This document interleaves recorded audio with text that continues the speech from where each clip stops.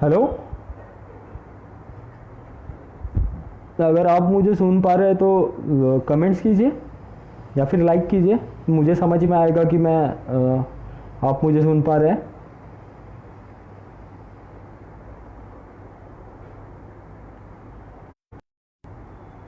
अगर आप मुझे सुन पा रहे हैं तो नीचे कमेंट्स कीजिए।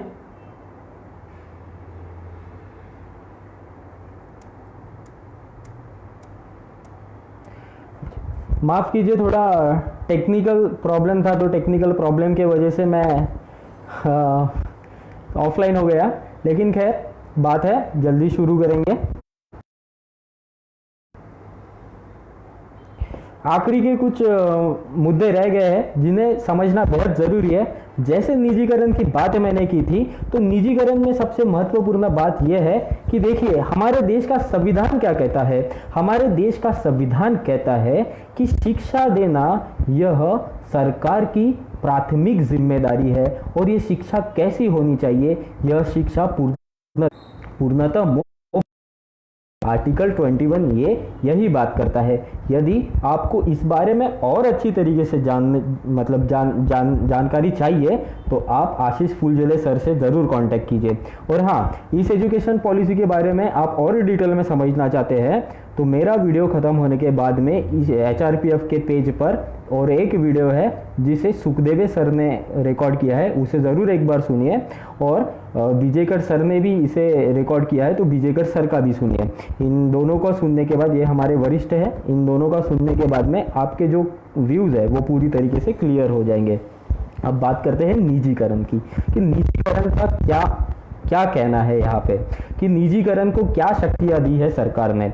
सरकार कह रही है निजीकरण में कि कोई भी व्यक्ति जिसे शिक्षा का किसी तरीके का कोई अनुभव नहीं है, जिन्हें शिक्षा केवल मात्र अपने फायदा के लिए इस शिक्षण व्यवस्था में आए हैं, ये लोग इस शिक्षण व्यवस्था में आकर अभी इस समय हमारे देश के बड़े बड़े कॉम्प्लेक्सेस तैयार करेंगे, बड़े बड़े इंस्टीट्यूट तैयार करेंगे, और सरकार उन्हें कहती है कि फी निर्धारित करने की जो जिम्मेदारी रहेगी वो खुद आपकी रहेगी। आप मन चाहे उतनी फी बढ़ा सकते हैं, आप मन चाहे उतनी फीस रख सकते हैं। आपको सरकार क्या, कोई भी व्यक्ति एक सवाल तक नहीं पूछ सकता, क्योंकि आपको इस एजुकेशन पॉलिसी में पूर्णतः स्वायत्तता मिलती है, ऑटोनॉमी मिलती है, जिसके तहत आप इस देश के सर्वसामान्य इंसान के जेब के साथ खिलवाड़ करोगे, आप इस देश के मजदूर किसानों के साथ में खिलवाड़ करोगे, और शिक्षा इतनी स्तर तक महंगी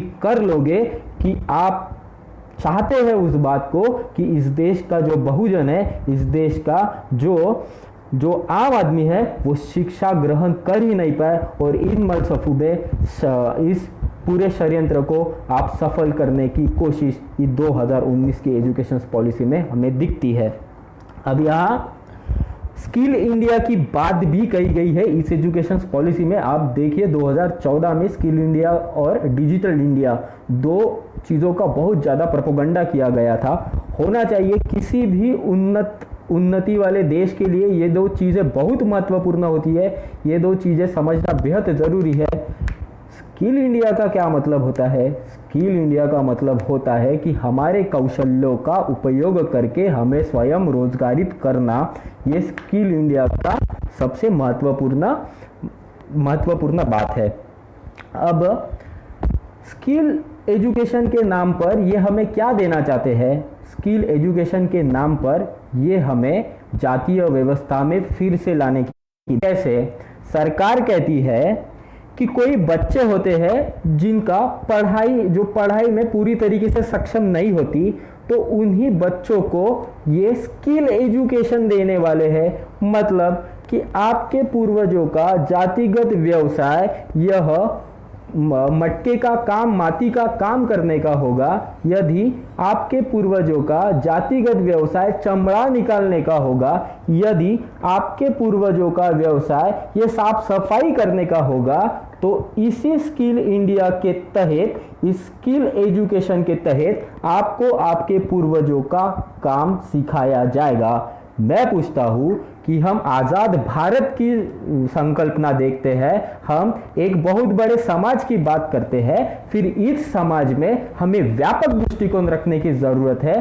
तो इस व्यापक दृष्टिकोण में सरकार हमें जातीय व्यवस्था में फिर से लाने की क्यों कोशिश कर रहा है, समझना बेहद जरूरी है। हमारा उद्देश्य केवल मात्र सिस्टम में आकर नौकरियां पाना नहीं है, बल्कि हमारा उद्देश्य सिस्टम में आकर इन मनुवादियों से, सरकार से सवाल पूछना है और अपनी सत्ता में भागीदारी सुनिश्चित करना है। इसलिए हमें शिक्षा के माध्यम को कभी भी छोड़ना नहीं चाहिए। हमें चाहे जैसी भी कठिन परिस्थितियां हो, हमें शिक्षा को पकड़ कर रखना चाहिए। अब दूसरी बात यह है, जब मैंने बताई आपको कि फीस स्ट्रक्चर की पूरी रिस्पॉन्सिबिलिटी अब इन जो वॉलंटियर्स ऑर्गेनाइजेशन होगी, मतलब कि जो स्वयंसेवी संस्थाएं होगी, उनके पास होगी, उसी के साथ इन्हें और एक शक्ति दी जाती है। वो शक्ति है कि इन्हें अब किस तरीके का एजुकेशन हमारे बच्चों को देना चाहिए या देंगे, ये खुद भी यही कॉलेजेस, यही इंस्टीट्यूट डिसाइड करेंगे। यदि मान ले कि मैं पूंजीपति हूँ और मेरा बहुत बड़ा कारोबार है और मुझे कम पैसे में अच्छे काम करने वाले वर्कर चाहिए, तो फिर बताइए मैं हमारे बच्चों को किस तरीके का एजुकेशन दूंगा। मैं मजदूर बनने का, मजदूरी करने का एजुकेशन ही मेरे बच्चों को दूंगा, उन वर्करों को दूंगा जिसके तहत मुझे सस्ते और कम पैसों में अच्छे काम करने वाले वर्कर मिले।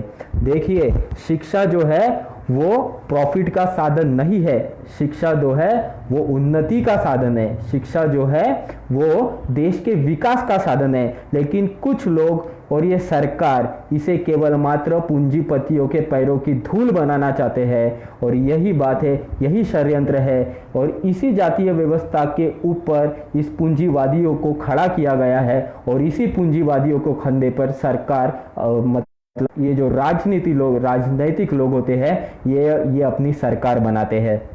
इन तीनों क्रम को हमें देखना चाहिए। एक तरफ पूंजीवादी होता है, दूसरी तरफ धर्म होता है, और इन दोनों को मिलकर एक सरकार बनाई जाती है। इसीलिए सरकार जो है वो सबसे ज़्यादा ध्यान देती है पूंजीवादियों के जेबों की।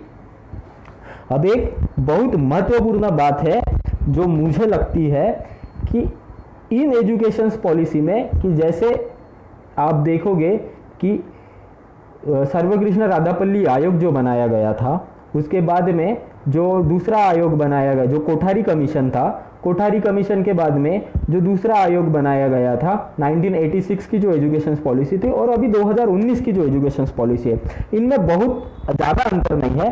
वो दरादर जैसे जैसे टाइम आगे बढ़ता है वैसे वैसे पॉलिसी आगे बढ़नी चालू होती है। पॉलिसी में एक बात सबसे कॉमन है, बात यह है कि हमारे देश के हर एक बच्चे तक, हर एक व्यक्ति तक शिक्षा मुफ्त पहुंचे। देखिए, पहली एजुकेशन पॉलिसी से लेकर आज तक 72 साल हो गए हैं। 72 साल में एक चीज़ बेहद कॉमन है, और वो कॉमन चीज़ है कि हमारे देश में शिक्षा जो है वो प्रत्येक व्यक्ति तक पहुंचनी चाहिए।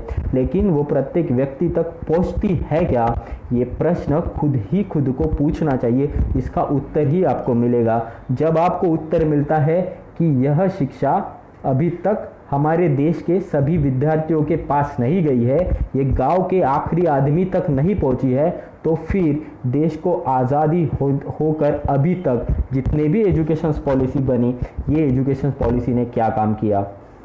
सीधी सी बात है, चाहे बीजेपी की सत्ता हो, चाहे कांग्रेस की सत्ता हो, ये दोनों ही पक्ष नहीं चाहते हैं कि इस देश के जो बहुसंख्यक है, जो अल्पसंख्यक है, जो बहुसंख्यक है, जो बहुजन है, इनके बेटे पढ़ लिख सके। यदि इन्होंने पढ़ लिख लिया तो ये सत्ता में अपनी भागीदारी मांगेंगे, और यह उनके लिए सबसे दुखदेवी बात होगी। इसलिए वो हमें शिक्षा से दूर रखते हैं। आप ये मत सोचिए कि हमें बीजेपी को हराना है इसलिए हमें कांग्रेस को जिताना होगा, या फिर कांग्रेस का समर्थन करना है इसलिए हमें बीजेपी का विरोध करना होगा। ये दोनों भी आपके बारे में है, यह केवल मात्र अपने सत्ता के बारे में सोचती है। अपनी आंखें खोलने की जरूरत आप सभी को है। जिस दिन हम अपनी खुली आंखों से इस राजनीति का काला सच देखेंगे, उस दिन हम इस देश में परिवर्तन लाएंगे। बात को समझना बेहद जरूरी है। और आखिरी जाते जाते मैं एक बात आप सभी से कहना चाहता हूँ इस बारे में कि इस देश में यदि सबसे महत्वपूर्ण चीज कोई है तो वो आप और मैं हूं। इस देश में का जो लोकतंत्र है वो लोकतंत्र सबसे महत्वपूर्ण है। आज सबसे ज्यादा जरूरत इस देश में किसी चीज की है, इस समाज को किसी चीज की है, तो वो है संगठित होने की। जिस दिन हम संगठित होकर एक साथ संघर्ष करेंगे, उस दिन दुनिया की कोई भी ताकत नहीं है जो हमें सत्ता के दरवाजे तक जाने तक रोक सकती है। इसलिए हमें संगठित होना बहुत जरूरी है। और एक अम्बेडकरी होने के नाते, बाबा साहब के विचार समझने के नाते, इस देश का युवा होने के नाते मुझे काफी बुरा लगता है जब कोई पॉलिटिकल लीडर एक स्टेज पर जाकर कहते हैं कि इस देश में जितने अम्बेडकर नेता है उतने अम्बेडकर पक्ष है। बहुत बुरा लगता है मुझे ये सुनते हुए, काफ़ी दर्द महसूस होता है। इसलिए हम सभी को एकजुट आकर संघर्ष करना बेहद ज़रूरी है। और इन सभी को बता देना चाहता हूँ, जितने भी जिन लोगों ने इन चीज़ों को कहा है उन सभी को बता देना चाहता हूँ कि जिस दिन हम एकजुट आ गए, उस दिन आपकी जो मनुवादी जड़ें हैं वो यहाँ से पूरी तरह निकाल कर हम फेंक देंगे और हम फिर से सत्ता में आएंगे और न्यायपूर्ण व्यवस्था में इस देश में न्याय करेंगे। और इतने ही आप सभी से मैं आशा करता हूँ, यदि आपके कोई सुझाव है तो आप कमेंट्स में अपने सुझाव दे सकते हैं। यदि आप कोई प्रश्न पूछना चाहते हैं तो आप कमेंट्स में मुझे ज़रूर प्रश्न पूछें, मैं आप सभी के साथ में चर्चा करने के लिए तत्पर तैयार हूँ। और एक बार मैं फिर से HRPF का, आशीष सर का, आप सभी का और सुखदेव सर का, जिन्होंने मुझे इस एजुकेशन पॉलिसी के बारे में काफ़ी सब कुछ बताया, रमेश विजयकर सर जी के बारे में जिन्होंने मुझे इस पॉलिसी को समझने के लिए काफ़ी मदद की। एक बार फिर से आशीष सर का और पूरे HRPF का मैं मनपूर्वक धन्यवाद कहता हूँ और आशा करता हूँ कि हम जल्दी ही इस परिस्थिति को मात करेंगे और एकजुट आकर संघर्ष करेंगे और इस देश में न्यायपूर्ण व्यवस्था बनाएंगे। धन्यवाद।